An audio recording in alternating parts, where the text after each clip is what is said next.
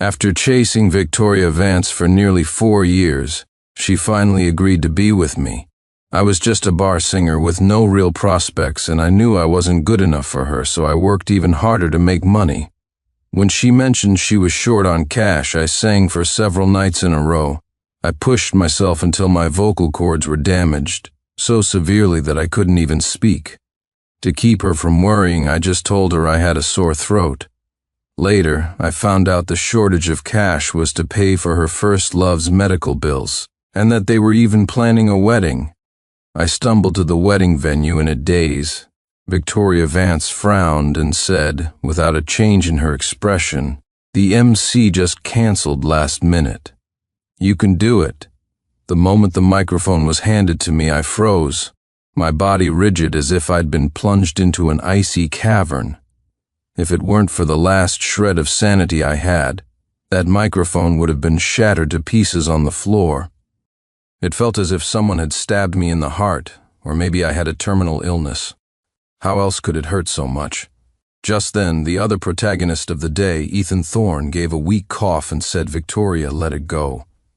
This is already so embarrassing for me. I don't want to cause any more trouble between you two." Victoria patted his back, her voice gentle with concern. "It's fine. Sincere Clark won't say anything. He has a great voice. He's the perfect last-minute replacement."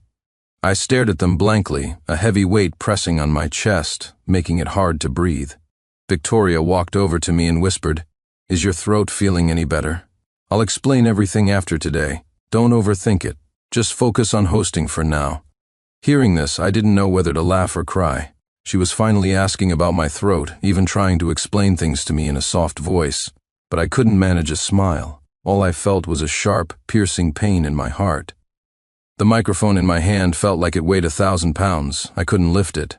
The eyes of the crowd slowly turned to focus on my face. Victoria's expression grew darker. She said coldly, "Sincere Clark, are you mute? Don't make a scene now. If you ruin this wedding today, I will never forgive you." I was, in fact, mute. Anyone with severely damaged vocal cords would be unable to speak.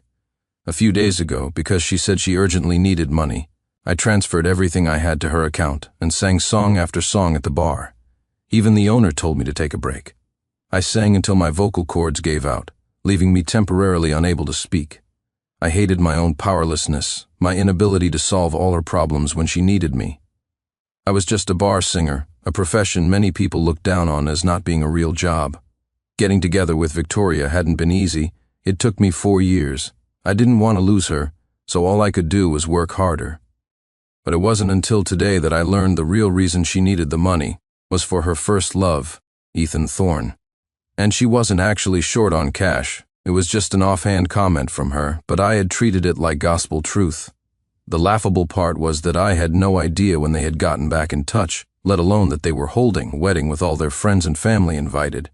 Perhaps I should be grateful that Victoria had never made our relationship public or mentioned me to others. At least it saved me from complete humiliation now. But the crowd's impatience far outweighed any curiosity about my silence. It was a wedding, so they held their tongues, but their glares were filled with anger. I clutched the microphone, completely at a loss. My mind was screaming at me to leave, but my legs felt like they were filled with lead, refusing to move an inch. The atmosphere was tense. Victoria had already shot me several warning looks, but how could I explain to her that I couldn't speak? Ethan Thorne smiled faintly, feigning understanding. "Victoria, forget it. We don't need an MC. Just let him go." Victoria looked at him with concern. Seeing that he seemed okay, she relaxed, then turned to me with disgust. "Sincere Clark, get out. We don't need you here." I don't know how I left the wedding. When I got home and looked in the mirror, my face was streaked with tears. I couldn't have looked more pathetic, more ridiculous. My phone buzzed several times. It was a series of photos from Ethan, pictures of him and Victoria together. Victoria's social media feed also had a post from their wedding, a picture of their intertwined hands looking incredibly sweet. It didn't look like the fake wedding she claimed it was. The official relationship, status I had begged her for days to post. Ethan got it so easily. At that thought, I laughed. I laughed until my shoulders shook and my vision blurred. Victoria didn't come home until the next morning. She rubbed her temples, looking exhausted. I sat on the sofa, watching her with a blank expression, my heart a maelstrom of emotions. Sincere Clark, why did you leave yesterday? Wasn't she the one who told me to get out? What was this accusatory tone all about? When I didn't answer, Victoria's face soured. She snapped impatiently. I'm talking to you, are you mute? You were like this yesterday too. What the hell is your problem? Didn't I tell you? Ethan is sick and this was his dying wish. It's not a real marriage. Who are you putting on that long face for? I pressed my lips together, unable to answer. She didn't care about my condition at all. Otherwise, how could she not have noticed I couldn't speak? In her eyes, in her heart, there was only Ethan. I knew her temper all too well. If I didn't respond soon, she'd probably tear the roof down. Just as I pulled out my phone to type an explanation, her phone rang. In an instant, Victoria's expression softened, a stark contrast to the furious woman from a second ago. I couldn't help but wonder if there were two Victorias. How else could she change so drastically? Ethan, what's wrong? I'm home. I'll be there in a bit. Okay, I'm on my way. After hanging up, she shot me a cold, emotionless glance. Whatever. I can't be bothered to argue with you. Ethan isn't feeling well. I'm going to take care of him. Hearing that, I knew I had to explain. I quickly typed in my phone's notes app. My vocal cords are damaged. I can't speak. I held the phone up for her to see, thinking she might show a sliver of concern. But she just frowned, her voice dripping with contempt. Sincere Clark, is that the best you can do? What a disgusting excuse. A few days ago it was a sore throat, and now you can't speak at all? If you're going to make excuses, at least make them believable. I don't want to talk about yesterday anymore, so you can drop the act. Ha! You can't talk, right? But I remember you're a pretty good cook. Make something for Ethan and bring it to the hospital later. Yes, I was a good cook. But I had learned specifically for her. Because she ate erratically and always ordered takeout, I worried about her health, so I found a chef to teach me. I never thought that one day it would become the reason she'd order me to cook for another man. With that, she left without a backward glance. Her steps hurried as if Ethan would face a dire emergency if she were a second late. Watching her leave, I clutched my chest. The pain was so intense it felt like my heart was being torn apart. I couldn't help but ask myself, was this relationship even worth continuing? Did I really have to be this debased? An hour later, a text from Victoria arrived. It was short and to the point. Sincere Clark, Ethan's hungry. When are you bringing the food? If you keep acting out, we're breaking up. Before, the word breakup would have sent me into a panic. I would have immediately apologized and promised never to make her angry again. Back then, I was terrified of losing her. I truly loved her and didn't want to let her go, so I did everything I could to keep her. But now, I felt strangely calm. I did go to the hospital, though. Not to deliver food, but to get things straight. I found the room easily using the address Victoria had given me. As I was about to push the door open, I heard my name. Victoria, you asked Sincere to bring food. He wasn't angry, was he? I really didn't mean to ruin your relationship, Ethan said apologetically. Victoria was silent for a few seconds before she scoffed. Angry? He almost ruined our wedding yesterday. What right does he have to be angry? It's just bringing some food. It's not like I asked for his life. My hand on the doorknob tightened, my knuckles white, as if I wanted to rip the door from its hinges. My body trembled slightly. Victoria's words were like countless knives stabbing into my heart, the pain unbearable. After a moment, Ethan sighed. If it weren't for me, things wouldn't be like this between you two. Victoria's voice softened. If it weren't for you, I would never have been with him in the first place. You disappeared without a word back then. Do you know how long I looked for you? If his voice wasn't so similar to yours, why would I ever have gotten with him? So you need to get better soon. She came to the bar every night to hear me sing. Was that the reason? I thought she might have liked me, just a little. But the truth was, she was looking at another man through my voice. I couldn't help but let out a laugh at my own wishful thinking, at my own arrogance. It turned out I was the biggest joke of all. Who's at the door? I pushed the door open on instinct. Seeing me, Victoria's eyes flashed with panic, but it vanished as quickly as it appeared. She frowned. When did you get here? Ethan reminded her. Victoria, be gentle. It's fine, Victoria said to Ethan, then turned to me annoyed. Sincere Clark, aren't you here to deliver food? Where is it? Don't tell me you came empty-handed. Even at a time like this, all she cared about was Ethan's food. I gave a self-deprecating smile and sent her a message on my phone. Let's break up. Since she had no feelings for me, why should I desperately cling to this relationship, just waiting for more humiliation? The moment I saw the annoyance in her eyes, my love for her vanished. Who could love someone who despises them? Victoria looked at her phone, her expression changing. "What do you mean by this?" she said in a low voice. I typed, "It means what it says. I heard everything you just said. You were eavesdropping on us," she seethed. Then her eyes widened in realization. "Why aren't you talking? Don't tell me you weren't lying. Your vocal cords are really damaged? You can't speak?" In her eyes, was I really the kind of person who would resort to such a cheap trick? I shook my head and turned to leave. Victoria shouted, "Don't you go make yourself clear, wasn't it clear enough?" Even so, what else was there to say? The fact that she didn't love me was painfully obvious. I didn't stop walking. Behind me, Victoria was furious, probably because she couldn't accept that I was the one ending things. After all, what right did I have? Fine, I agree to the breakup, but if you walk out of here today, don't even think about getting back together. I never wanted to see her again in my life. Why would I want to get back together? She could rest assured on that point. After leaving the hospital, I didn't go home. That place was filled with memories of my life with Victoria. I didn't want to go back just yet, so I went straight to my best friend Chris Young's place.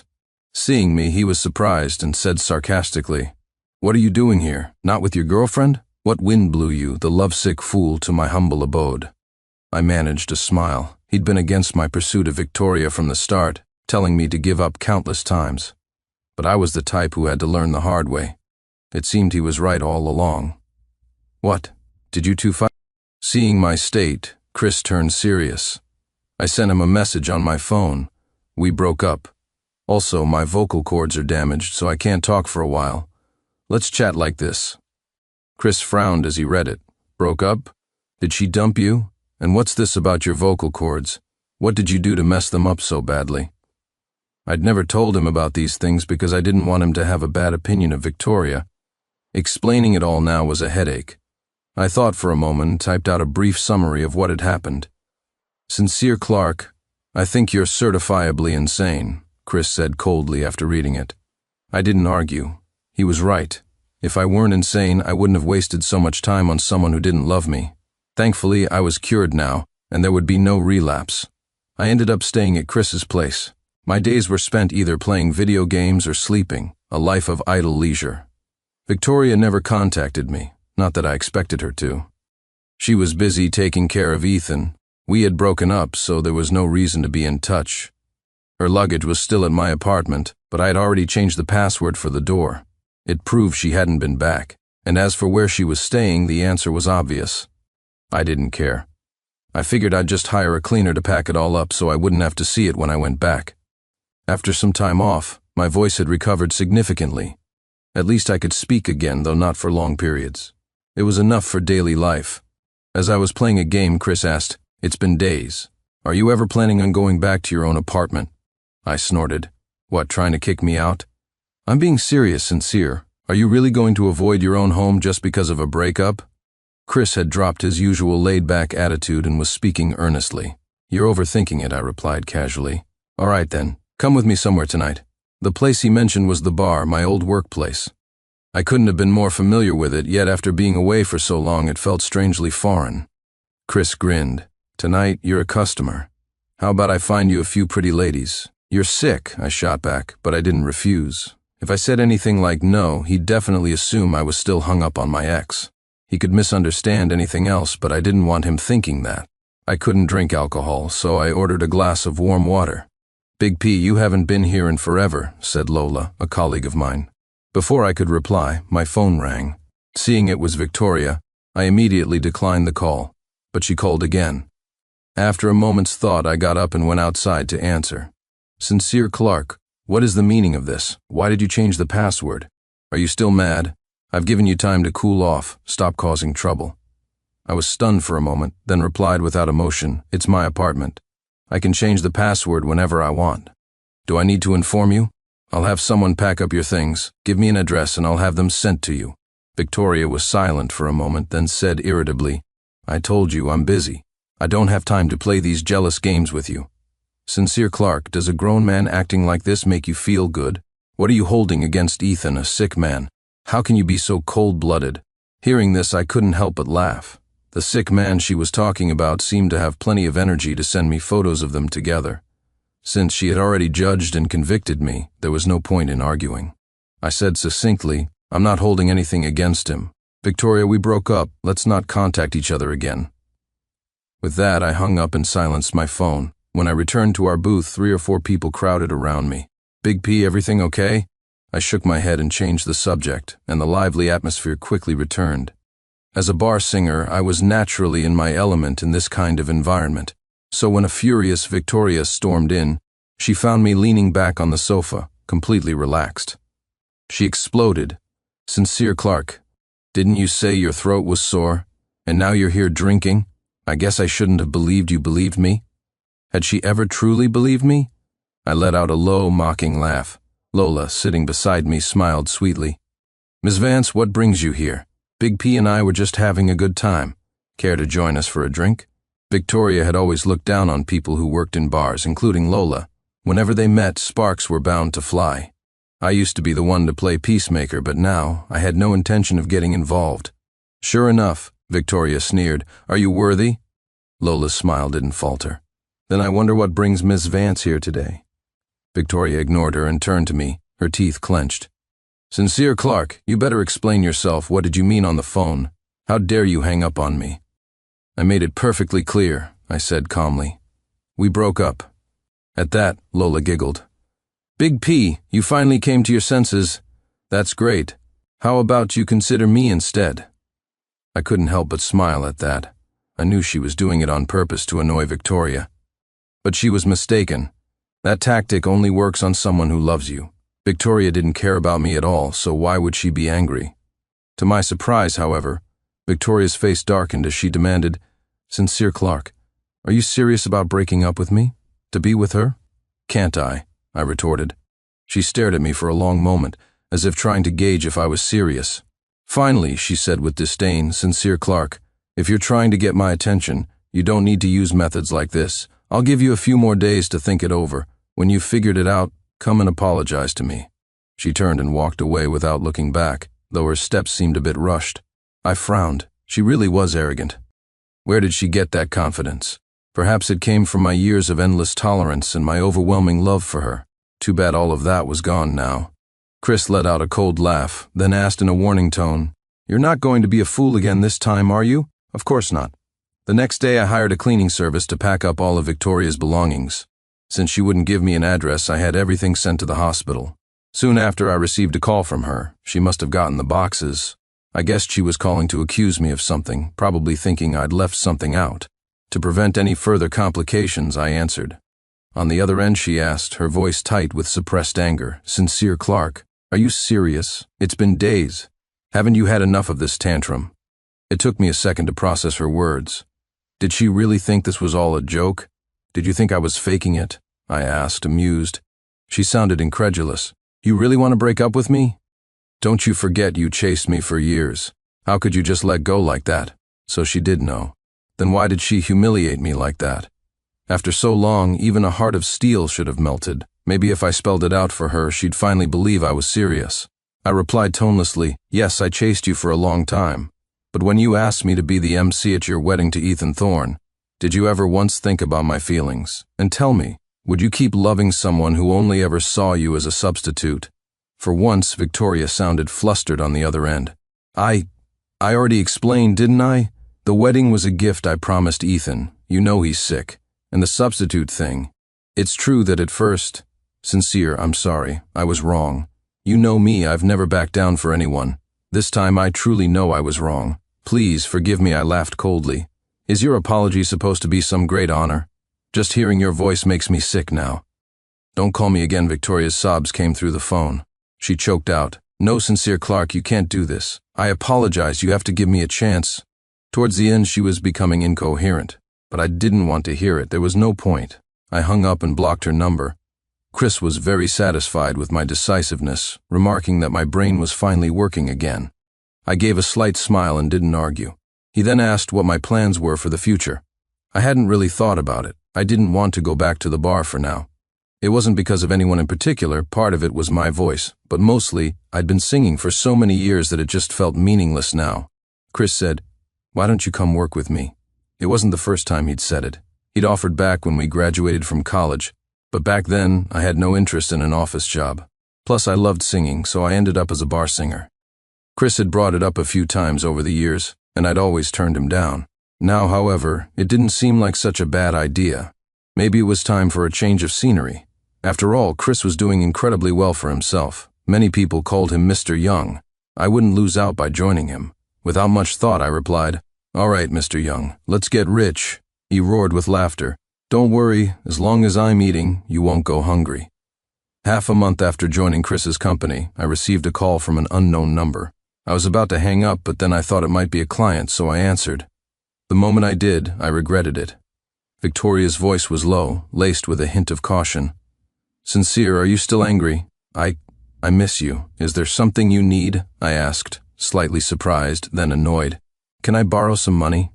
Ethan's condition has gotten worse, and my family cut off my credit cards." Her voice trembled, more from humiliation than anything else. I raised an eyebrow in surprise. Victoria was incredibly naive. Ethan's illness was never that serious and wouldn't have cost much. In fact, he was probably perfectly fine by now. Chris had told me about it. He'd had too much time on his hands and actually looked into Ethan's situation, mainly because the Ethan Thorne who was supposedly on his deathbed, according to Victoria, somehow had the energy to send me a running diary of their relationship. I scoffed. "He's not sick. Victoria, are you genuinely stupid or just pretending to be?" There was a moment of silence, then she screamed hysterically. That's impossible. It was impossible for her not to have noticed anything. No matter how many people Ethan bribed, he couldn't have made it completely seamless. It was simply a case of one person willing to deceive and the other willing to be deceived. I couldn't be bothered with their drama. "Believe what you want," I said, exasperated. "Don't contact me again." I hung up, annoyed, just hoping she would stop haunting me. I had almost forgotten she existed, and here she was, showing up to disgust me again. It used to be so hard to get her on the phone, and now she was finding all sorts of ways to contact me. She was truly insane. Just as I was thinking this, my mom, Mrs. Clark, sent me a message, urging me to go on a blind date. I sighed. Ever since I left the bar, she had been bringing up marriage from time to time. Lately, she had arranged several dates for me. I had never told her what happened between Victoria and me, and according to her, my old job as a bar singer meant I wasn't qualified to consider settling down. Now that I had a stable job, it was time to start a family. We had argued about it so much that I finally agreed to meet one person just to appease her. It was almost time, and she was rushing me to get there. The date was at a coffee shop. I sighed, told Chris I was leaving, and headed out. The woman across from me was slightly older and seemed very poised and professional.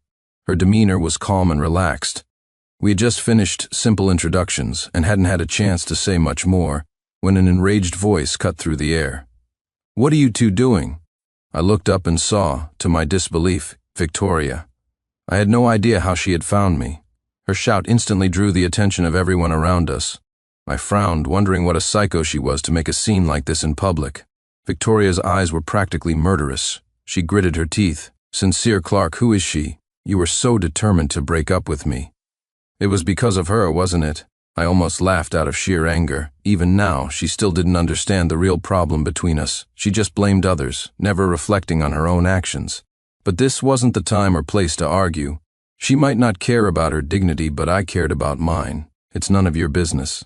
"Please leave," I said, suppressing my anger, my tone as if I were speaking to a stranger. Victoria's eyes turned red. "Leave? So you two can whisper sweet nothings to each other? Why should I leave? I'm not going anywhere, Sincere Clark. You have to explain this to me." The woman I was with was no fool. She could guess what was going on and, probably embarrassed, made an excuse and left. I had no time for this psycho. I left a few minutes later, with Victoria trailing right behind me.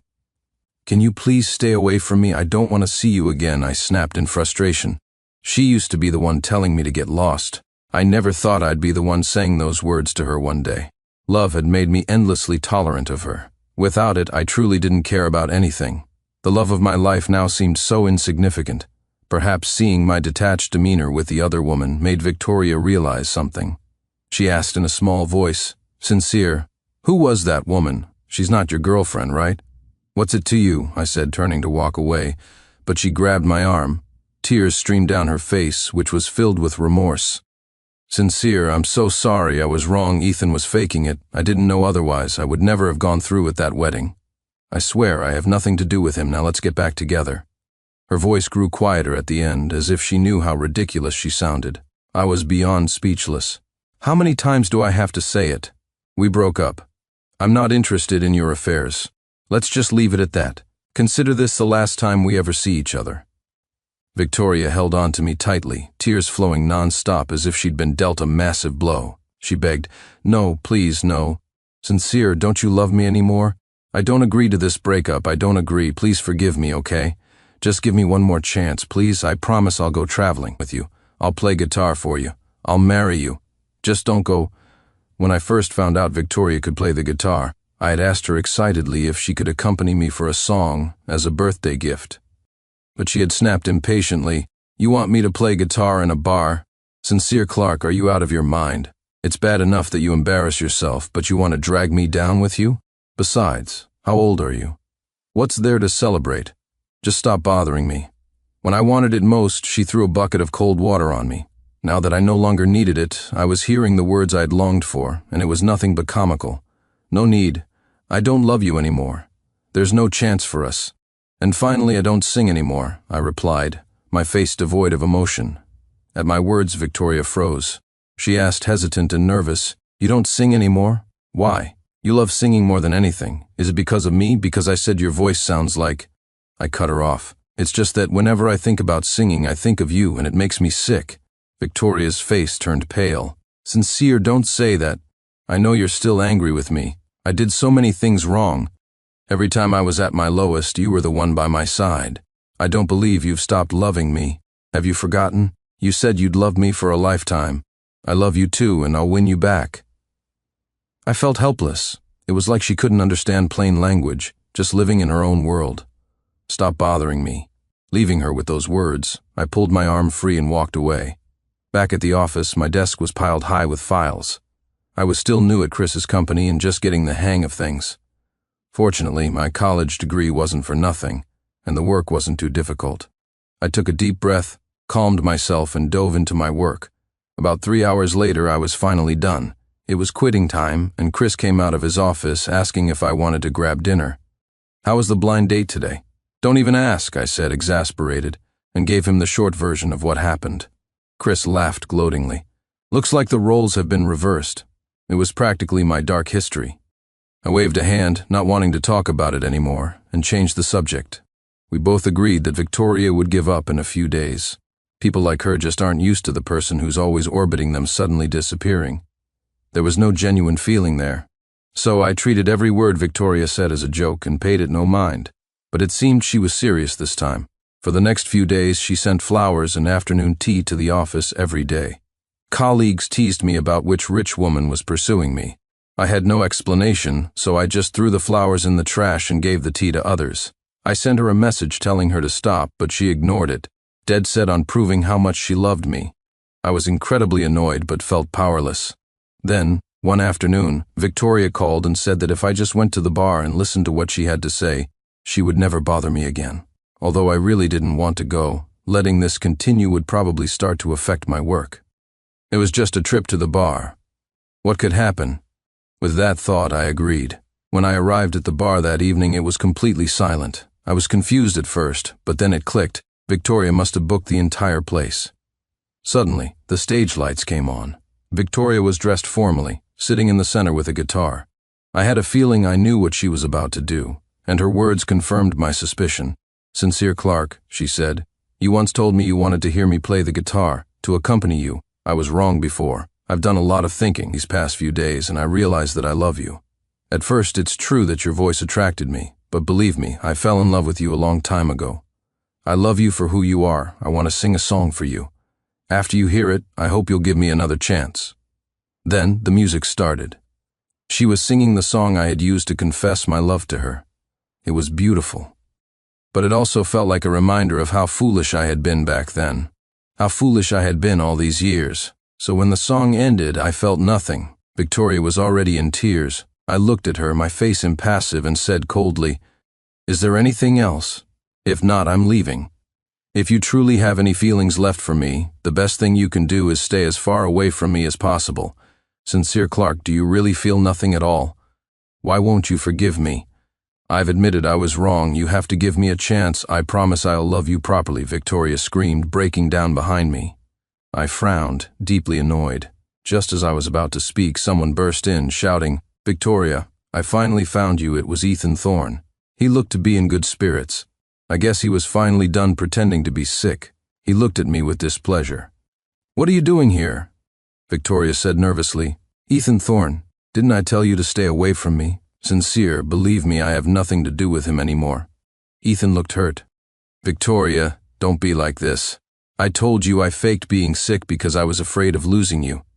Have you forgotten you said you loved me the most?" I was too speechless to say anything. I had no desire to get involved in their mess, so I quickly walked away. Victoria tried to follow, but Ethan stopped her. She kept calling my name, but I didn't look back and left as fast as I could. The next day, I got a call from Victoria asking if I could visit her in the hospital. It turned out she and Ethan had gotten into a fight at the bar the night before. Or rather, he had been on the receiving end of her attacks until he couldn't take it anymore, and they started brawling. I heard dozens of bottles of liquor were smashed. They both ended up in the hospital. Victoria had minor injuries, but Ethan would probably need a while to recover. Who would have thought that two people who were holding a wedding not long ago would now fight their way into a hospital? Naturally, I refused. I wouldn't go see her even if she were dying, let alone just injured. Coincidentally, the company was expanding its business, and Chris asked if I was willing to help develop a branch in another city. Without much thought, I agreed. Sitting on the plane, looking out at the blue sky and white clouds, I felt a sense of peace I hadn't felt in a long time. From here on out, the path ahead was clear.